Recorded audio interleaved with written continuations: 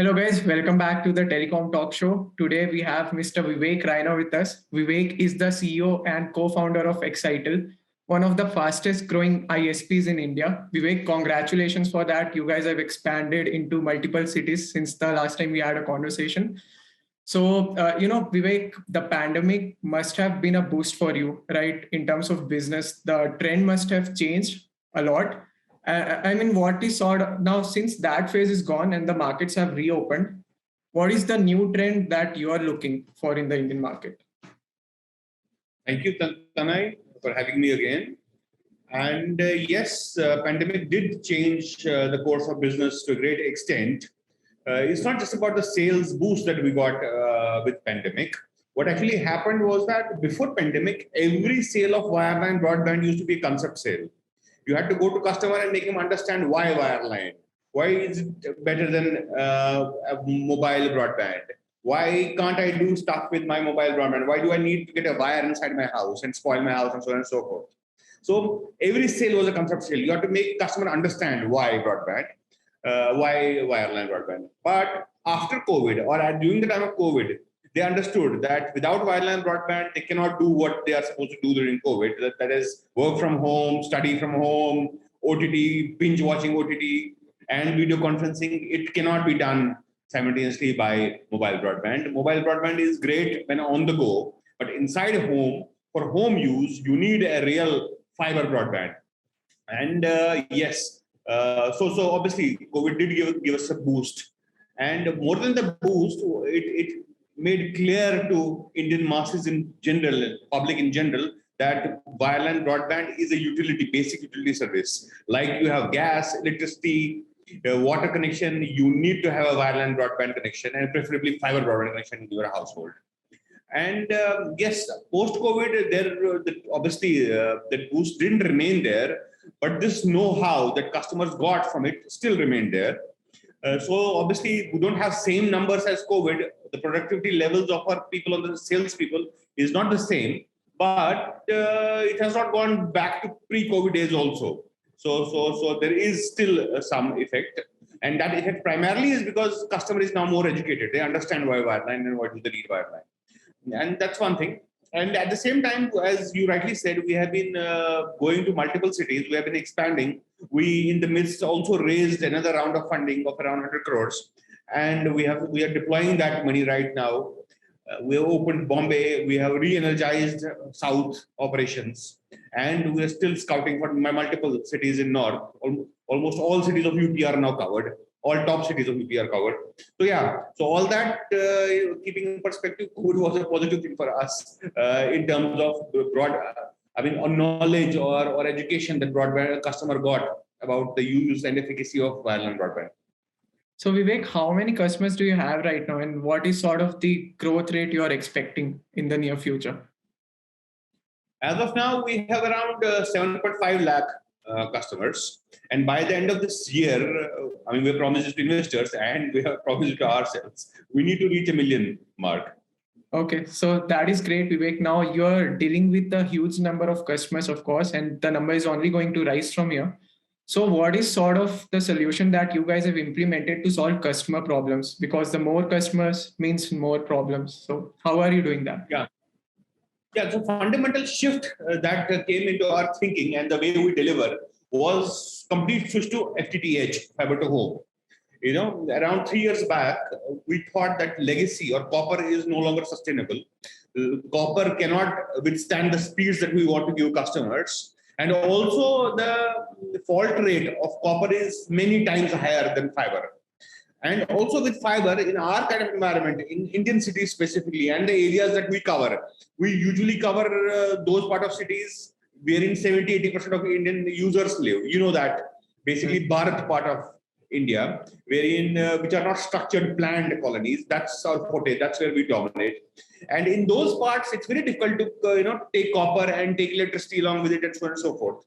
So fiber is a boon for such areas because it's all passive. It's plastic that goes on streets. It's safe for everybody. And also for customer, potentially a customer can have 1 gig of speed using that fiber. So it is future proof in that sense. Plus, it's not affected by rain, thunderstorm, and so on and so forth, which used to affect copper a lot. So that change of technology, that fundamental shift of the network, we started doing around 3 years back, and now we're fully on fiber. We only sell fiber, and around 90% of our users are fiber. So 10%, remaining 10% also we are deploying fiber. And in next 4-5 months, we will be 100% FTTH company. So that fundamental shift has changed the game for us. So much so that we're so confident now of our services that we have a service level agreement of 4 hours, or we give 1 day free to customer. If we are able to solve a customer complaint in 4 hours, it's fine. If we're not, for every 4 hours, we give 1 day free to customers. So this demonstrates our ability and our confidence in our service. So yeah, but this could be achieved only through fiber to home, 100% fiber to home conversion. So yeah. Plus, besides this fundamental shift in the network, we have also deployed many IT solutions, including many AI-enabled solutions, wherein we actually can now exactly see what's happening inside a customer's home, in the sense that what devices are latched onto the Wi-Fi, how is each device responding to Wi-Fi connection, how much signal is each device getting. For example, if you have 3 phones, a TV, and a laptop in different rooms of the house, a call center agent from his console can see which device is getting how much throughput, whether the issue is in the device or the Wi-Fi connectivity or the placement of the router. So all that, and it's all AI enabled. So all this can be seen by a call center agent and can therefore rectify also those issues from a backend itself. So all these things put together have improved our quality of service drastically, I would say, in last 1.5 2 years. Okay. So Vivek, one of the big moves that you guys did recently was remove the 100 Mbps plan. Not exactly remove it. The price still remains the same, but now customers get 200 Mbps speed against that. And the 200 Mbps was bumped to 300 Mbps, and then a new plan was introduced, which was 400 Mbps speed. So I would like to ask you two questions on this. First, what is the uptake on the 400 Mbps speed plan? Okay, because the price remains the same. So of course, if there was a demand for 300 Mbps plan, there must be demand for 400 Mbps plan. And the second thing, are customers actually going for the base 200 Mbps plans anymore? So there are 2 things we did tonight. We also, with our 300 Mbps plans, we have introduced a zero deposit kind of installation. I mean, with our 200 Mbps plan, you have to pay a security deposit of 2,000 rupees for the router. For 300 Mbps plan, you don't have to pay anything. I mean, you just subscribe to plan, 3-month plan, and 3 months or above, and installation and router, everything is free. So it comes with it. So it was a double whammy or double bonanza for customers. One, the speed got doubled, and also there's no installation and no upfront cost with it. So yes, and obviously the result has been as expected. It has been great. Suddenly the entry cost has gone completely, and people are focusing on this 300 Mbps plan, which gives them free entry into the Excitel ecosystem. So having said that, there are still some customers who are opting for 1 year 200 Mbps because it's very cheap. It's around 400 rupees per month for 12 Mbps, and still they have a 2,000 rupees security deposit. Some of them are preferring that route. But mostly people are going for now the new plan, which is 300 Mbps, 3 months for 2,000 plus taxes and no entry cost. So yeah, that's the killer plan now, or flagship plan now. So Vivek, you guys also offer OTT services with your broadband plans, right? Free bundled OTT platforms. Now, what do you actually look at when you're deciding, yes, this OTT company can be our partner? Like, how do you decide or evaluate? Yeah, so we haven't till now gone to OTT platforms directly. What we have gone with an aggregator, and this aggregator is also a startup, very professional in the way they're functioning. And that chemistry match was the first thing we saw. They understand that we need to give best to users and think of making money in the future. Because if you start, in the old world scheme, start thinking of making money from today first, it doesn't work like that. First and foremost, show quality, show delivery promise, show quality of service. And once you're up there, then obviously money comes. So this chemistry match was there with this new startup. and that's how we partner with them. And they have been always already adding to the bouquet of OTT platforms they have. They are constantly on the job.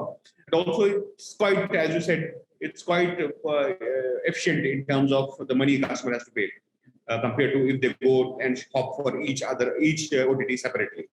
So yeah, the promise that Excitel always makes is that we will be always the speed leaders. We will never wait for others to increase the speed and then we'll increase. We'll always lead the speed charts. Everybody is on 100 for the basic plan, and we are now 200. Now they have catching up to do, not us. And also it will be always efficient at the pocket. It will be for masses. It will not be a niche product. It will be always around this 500 rupee mark, 550 rupees mark per month on an average. And at that price, we will give world-class speeds. So, I mean, best speeds in the market, and with the best technology, that's FTTH. Vivek, are you guys also offering enterprise services? Do you have enterprise clients, or is it all just customer? No, only home users. So we are focusing on this. So in the future, is there any scope for enterprise clients? Not as of now. We want to nail it completely, because India's, again, I don't know whether you're aware, there are just 2 crore connections for entire country.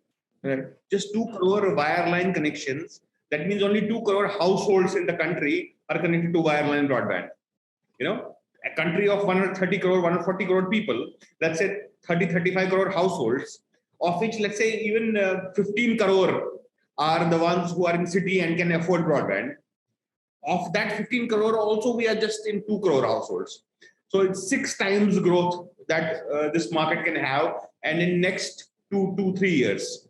So we want to excel in this domain. We want to bring world-class fiber technology, high speed to this Bharat part of Indian cities, which have been denied proper broadband services, proper fiber services till now by existing telcos, because they always focused on the high ARP part of the city, structured part of the city, and nobody went to this unplanned part of the city where 70% of Indians live. We want to consolidate there. We want to dominate there. We want to provide this high-speed, affordable internet to the users of that part of the city. We want to end this digital apartheid in the country. Once that is done, we can look at enterprise. Enterprise is there for everybody. Gotcha, makes sense. So Vivek, now 5G is very nearby, right? And it's not going to proliferate anytime soon. It's sometime in the future, maybe 3 or 4 years or 5 years down the line. But when it happens, customers might get 400 Mbps, 300 Mbps speeds directly on their mobile through mobile networks. So do you think that would be a disruption to your business? Not at all, Tanay. It's same like 4G. The fact is that, okay, speed is more, but it's pure physics. The more you increase the speed, the less is its propensity to enter the walls. So, when we had 3G, it was working better indoors. 4G started working very bad now indoors. 5G will be worst indoors. So all these mobile technologies are meant for on-the-go work. They work perfectly when you are on the move, on the go, in the streets, in the buses, cars. This is meant for that. These are meant for that. Inside the home, it's always wireline. For home use, and also there are no limits on wireline. There are no what they call FUP on wireline, or data limits on wireline. Mobile will always have a data limit because there is limited capacity on each cell site, and they have to sort of maintain those cell sites. But wireline is individual capacity delivered to each household, meant for that household only. So there is no comparison at all between wireline and wireless. They will deliver 400 Mbps, great for all of us, but it's always for on the move people, not inside the home. Inside the homes, it will be probably worse off than 4G. So Vivek, what is next for Excitel as a company? I mean, what sort of innovation are you guys planning? So 2 things. First, that we need to spread to more cities in the country. We're right now in 25, 26 cities, and we need to go to around 100 cities. That's first. And as far as innovation is concerned, we'll keep on adding technology stacks which will make customer journey or customer experience better. One thing is adding OTT and adding all the glitz and glamour on top of it. That's okay. We'll do that.